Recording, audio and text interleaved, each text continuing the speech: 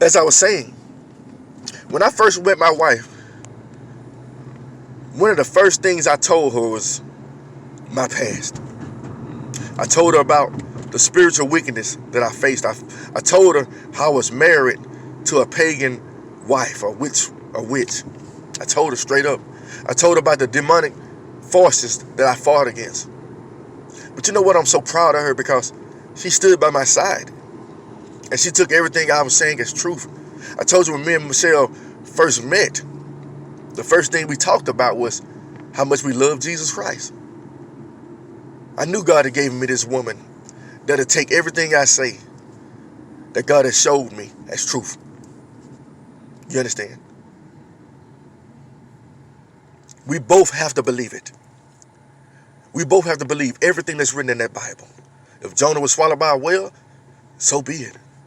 If sorcerers were going heads up with Moses, so be it. I have to believe it. You understand? And that's why I'm so happy God gave me a wife that believes what I say. I tell certain people things, and they be like, man, I don't believe in such things. You ain't got to believe in it. But the devil believes in you. You see, I'm driving right now, and I see a lawn care symbol, and it's got a goat up there. I'm like, what in the world? Why would somebody put a... It looks so evil. It's so devilish. Oh, man. I can't close my eyes no more. I see the truth in everything. You understand? I see the truth in everything. You see, when I talk to people, yes, I talk a lot about the Bible. But I talk a lot about what I've been through spiritually. And I don't expect you to believe me. You understand? You got to think about it. Paul was visited by Jesus on the road to Damascus, a voice talking to him, and nobody else saw it. But you believe it. Why when Christians give their testimony, and they tell you about spiritual things, and people don't believe it? You know why? Because Christians don't even really understand it. Like I said, they think God is a genie, all about granting wishes.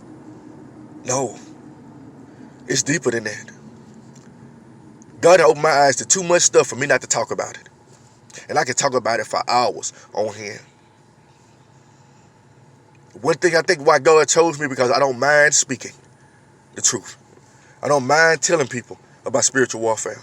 I don't mind talking about my past. I don't mind talking about being snatched out the bed by a demon. I don't mind talking about being on the bed and the bed's vibrating and feel like it's levitating on me.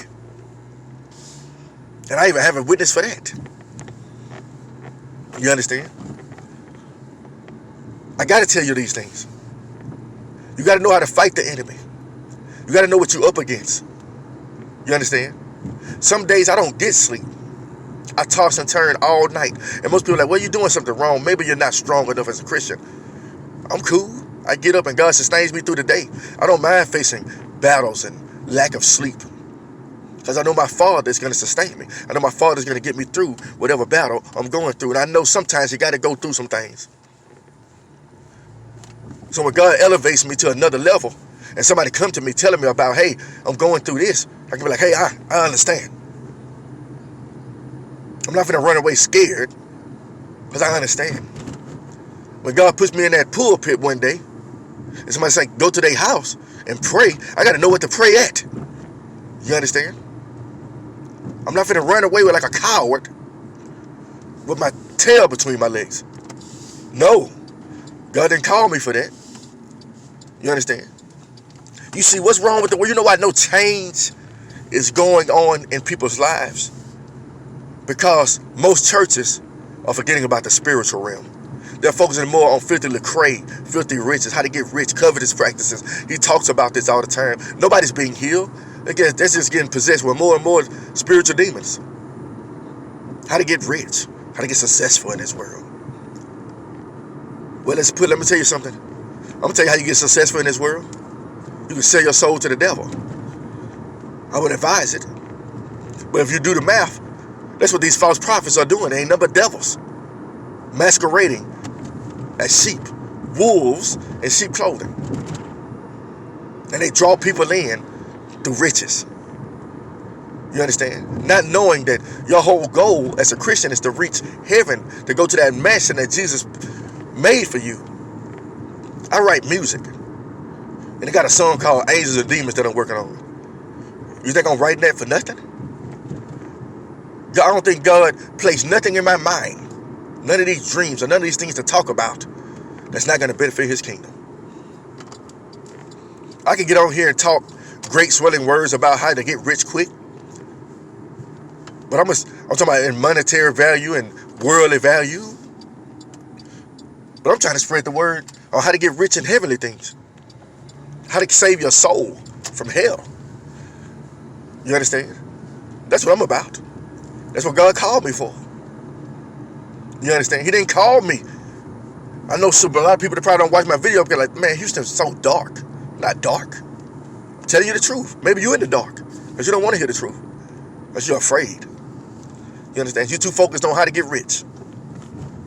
You understand? And I'm trying to tell you how to get rich in heavenly things. Not once did I see any apostle talk about how to get rich. I find something odd about that way of preaching. I find something odd about that way of teaching. I don't care who it is. You understand? It's not right. The Bible tells us about this. I always want to hear good things. Good worldly things. You're going to get that new car today. No, I'm trying to spread how to get your mind right with God. No other gods before me. Those type things. That's what God has me focused on. God has me focused on how to call on God and He cleanse your heart. So you won't worship these other gods or these idols or the spiritual wickedness in high places. Somebody went into my Christian brothers, DeConte Allen. I mean, he posed a question, what do people mean by Bible-based church? Somebody who's going to preach the word in truth, somebody who's really spirit-led and going to tell you about the truth. You know, one thing about my pastor, you think pastors don't go through spiritual warfare? My pastor said somebody came to their house, and when that man left his house, he left something behind. And they went into deep prayer mode to get whatever it was out. If your pastor's not talking about things like this, you might want to ask yourself why. Why he's not talking about these things. You understand? I listen to a lot of motivational, spiritual videos, and they talk about spiritual warfare more than anything. Why aren't these preachers talking about spiritual warfare as much? You got to ask yourself some questions, people. Something ain't right going on in the churches. And the Bible talks about in the last day, the people who think they remove you from the churches going to think they're doing a good thing. Why would they kick you out the churches? Because the churches are transforming into synagogues of Satan. Right before your eyes. Talking about worldly riches right before your eyes. Tell you how to be rich right before your eyes. And the true Christians are leaning more towards spiritual growth internally and dissing themselves from the church. Because they realize they are the church. And they're trying to grow spiritually. They're not trying to grow and be high-minded in the church. They're trying to grow spiritually. You have to look at things in a whole nother perspective. Now that you are a Christian, now that you are a follower of Christ. If Jesus walked around exorcising demons, casting out demons, doing these things, helping people, doing this, feeding people, all these things, you got to take all this in consideration. Your job as a Christian is not always about telling somebody how they're going to get that promotion at their job. How they're going to get that new car. Such things as this. It's time to grow as spiritual. It's time to elevate. Paul, Peter, all the apostles, they talked about these things on a regular. They talked about these things on a regular. Why aren't you? Maybe you haven't. I used to always say, I pray for nobody to go through what I went through. But right now I'm at a point where people need to see the truth. People need to see the spirit for real. They need to see it. They need to feel it. Then they'll believe better. But most people are not walking in the spirit, they're walking in the flesh. That's why they always focus on fleshly things. That's why these preachers are always focused on fleshly lust. Because they're not walking in the spirit. They're false. Spreading lies. Covetous practice. These things that. How to get rich in this world. How to get worldly success. How to start a new business. If that business ain't got nothing to do with God, what's the point? If you ain't going to spread God's values in that business, what's the point? People, just wake up. Like I said, you face spiritual attacks in the night seasons, in the daytime, in your dreams, even sometimes with that voices in your head, that whisper. The devil's always walking. But you know what, though? You got God. If the Bible says resist the devil and he'll flee, what they telling you? The devil's going to be after you. If I told you anything different, I would be a liar. My Bible tells me to resist the devil and he'll flee. So if he's telling me to resist something, how can I resist something I don't believe in? How can I resist the spiritual realm? How can I resist something I don't believe in?